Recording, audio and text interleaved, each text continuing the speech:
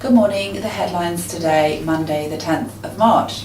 In business and economic news, the economy is set for full recovery by July, 3 months earlier than expected, according to the British Chamber of Commerce. All ground lost by the recession will be recovered at this point. The BCC also upgraded its economic predictions for 2014, 15 and 16. The economy is predicted to expand by 2.8% this year and 2.5% in both 2015 and 2016. And on interest rates, the Bank for International Settlements, known as the Central Bankers' Bank, has warned that efforts by the major central banks to spur an economic recovery by providing guidance on what will happen to interest rates could endanger the global financial system. This is because investors are being encouraged to load up on risk because they believe that forward guidance will warn them about impending rises in interest rates. It could also result in rates remaining too low for too long, because central banks fear the reaction of markets to any rate rise, fueling riskier behaviour. And Labour has been warned of appearing averse to business in the run-up to the 2015 election. Sir George Cox, former business advisor to the party and former head of the Institute of Directors, has warned them. He wrote a report for Labour last year recommending long-term infrastructure investment, greater spending on postgraduate education and improvements in public procurement.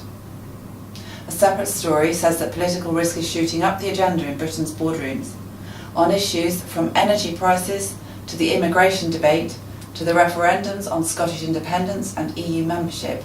Business leaders feel under pressure, according to interviews by the Financial Times with FTSE 100 bosses. Turning to personal finance headlines, Labour is apparently planning a new pension raid as it sets out today how it intends to pay for a new compulsory jobs guarantee for young people who are out of work for a year.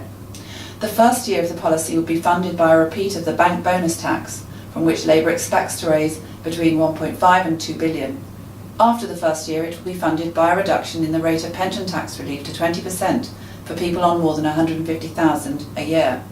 This should raise between 900 million and 1.3 billion. However, Treasury analysts say Labour are significantly underestimating the cost of the policy.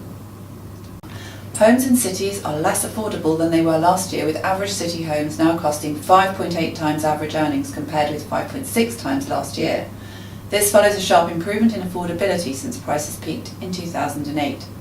The 15 most affordable cities are in Scotland, Northern Ireland and the north of England. Of the 20 most expensive, 17 are in the south of England, with Oxford the most expensive on the earnings-house price ratio. The head of Britain's biggest refuse collector, Veolia, has urged more women to take jobs as dustbin people as part of an attempt to improve the rubbish industry's dismal gender balance.